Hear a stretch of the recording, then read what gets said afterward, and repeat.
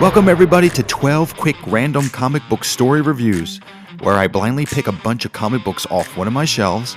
I'll say a few sentences about them with very little spoilers, and then I'll give them a grade. So let's get started with this episode.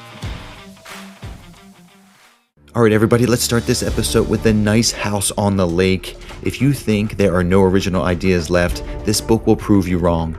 It's built on a tremendous concept, and it's delivered with an eerie, unsettling tone. I went in knowing nothing, and the real premise surprised me. The story's packed with fascinating ideas, but it's not a character-centered narrative at all.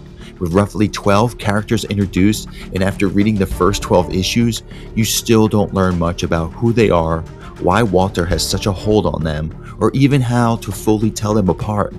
There's plenty of dialogue about their feelings, but little true development. Still, it's a well-executed story full of compelling concepts and creative ideas.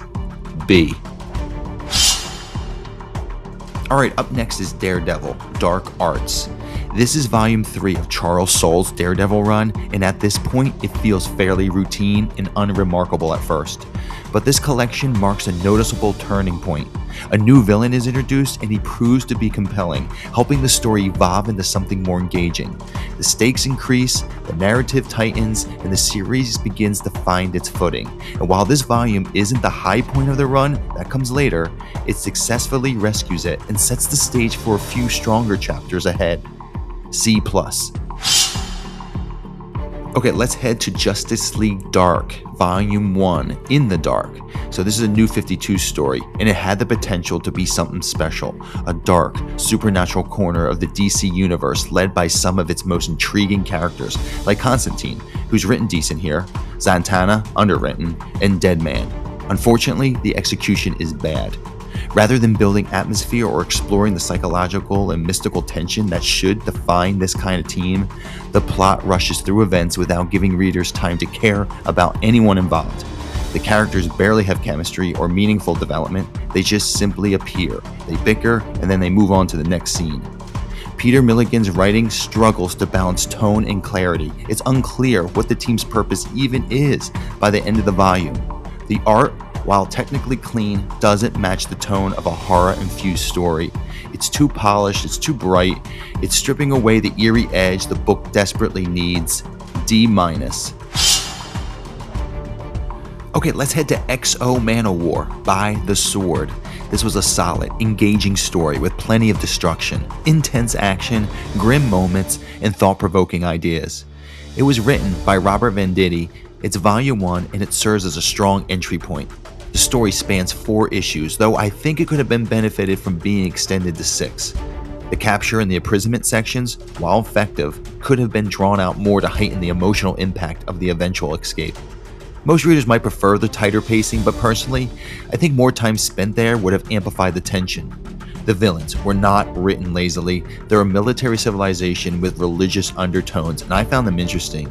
Overall, it's a sharp story, and the armor design and functions are fantastic, giving off definite Conan the Barbarian plus Iron Man vibes. B-. Okay, let's head to X-Men Schism. It's fine, it's nothing particularly special.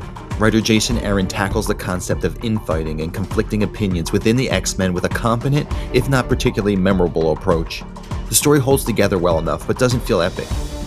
And for the new Kid Hellfire Club, they're hyper-intelligent, they're cold-blooded murderous 10-year-olds. Like, really, Jason? But that said, issue number 5 stands out as the strongest part of the book. The emotional weight, the intense fight scenes, the striking Sentinel illustrations, and the aftermath are handled effectively, especially the Regenesis issue, giving the conclusion a bit more impact than the rest of the story. Overall, it's an okay read. C. Okay, up next is Conan, the Frost Giant's Daughter. I was not a fan of Kurt Busiek's Avengers run. This is the complete opposite. It's engaging, it's sharp, and it's never goofy. Everything from the dialogue and the characters to the environments is outstanding. The settings are vivid and beautifully illustrated, and Conan is portrayed with true epic energy. The action and the gore are handled brilliantly as well, intense, brutal, and perfectly suited to the tone of the story. An absolute joy to read. It's done right in so many ways. A-. Alright, up next is Punisher. Up is down and black is white. This is another standout entry in Garth Ennis's Punisher run, delivering a brutal, unflinching story that plays to all of his strengths. The characters are the real engine of this arc. Frank Castle is unwavering as ever, but it's the supporting cast and the unhinged villains that elevate the tension and give the narrative its sharp edge. Ennis balances grim humor, raw emotion, and razor-sharp personalities in a way that makes every confrontation feel explosive. The gore is unapologetic, serving not just as shock value, but as part of the book's storytelling language. The exploration of the criminal underworld is another major strength, showcasing Ennis's ability to portray mob rivalries, corruption, and chaos. B. Alright, up next is the Justice League, The Villain's Journey. This is a New 52 story, and it's not about the powerful villain Graves, no, that's mostly filler. The true focus lies in the dysfunction within the Justice League, especially the complicated love triangle between Superman, Wonder Woman, and Steve Trevor, who serves as the League's liaison. The most compelling moments come from these personal conflicts. Of all the volumes in Geoff Johns' Justice League run, I say this is the most forgettable one. However, there are still some good moments, like when Steve Trevor defends the League during congressional hearings or struggles with his heartbreak over Wonder Woman. This version of the League feels really different. Batman is often belittled and Superman hangs back, more as an observer than a leader. And while the story may be both forgettable and unspectacular, I found plenty of golden moments scattered throughout. C. Alright, let's go to Hellboy, The Seeds of Destruction. This is not a great start. This feels empty. Liz isn't explained, Gabe isn't explained, the Bureau isn't explained, and the relationship between the Professor and Hellboy is not established. Later in the series, all this will be taken care of when Mike Mignola takes over writing, and it will get much better. See, John Burns gets the credit here as writer for Volume 1 and fails to add any witty dialogue for Hellboy, or any substance at all really. Now this book, it has cool horror moments and gothic atmosphere, but as a first volume it is disappointing and frankly shocking it was this empty. C-.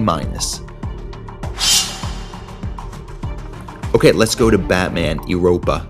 Despite its intriguing and visually appealing premise, this book ultimately does not deliver. The story's events are surprisingly bland, and this version of the Joker is particularly disappointing.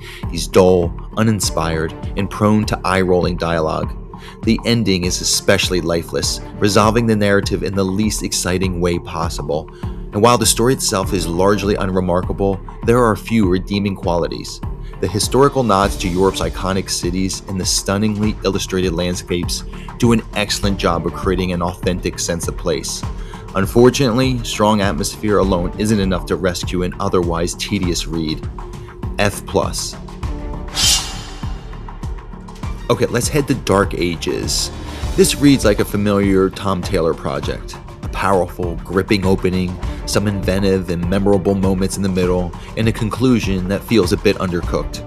This really needed to be a 10+ issue series so that Taylor could fully explore the new world, its shifting dynamics, and the relationships that emerge within it.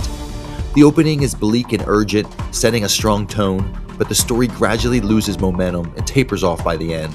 Spider-Man's narration is a highlight, and it works well, exceptionally well, yet Taylor seems more focused on moving from one cool set piece to the next than on developing the characters in any meaningful way. C. Okay, for our last book, let's head to Spawn, Dark Horror. This story takes a new route in Todd McFarlane's long-running saga because it's illustrated by Jason Shawn Alexander, who has a different, moody, gothic visual style. The story setting in Japan feels refreshing, and it opens the door to eerie new mythologies and supernatural twists. The writing has a tight, horror-driven focus, and the art is haunting, beautifully composed on every page, and all the characters are drawn like tortured souls. Sometimes it is difficult to decipher who from who. The pacing balances family drama and the ultra-gory action really well, keeping you engaged. Dark Horror feels like a revitalized chapter that respects the character's legacy by making Spawn a total badass. I mean, Al Simmons does some pretty great stuff in this book. My favorite being when he rips a piece of his symbiote off and throws it in a car with an opponent. Now, I know it sounds like I only have positive things to say, but as I reflect, I don't think I'll ever need to go back to this story again. C+. Hey everybody, thank you so much for watching this episode, but I'll be back real soon with another 12 quick, random comic book story review.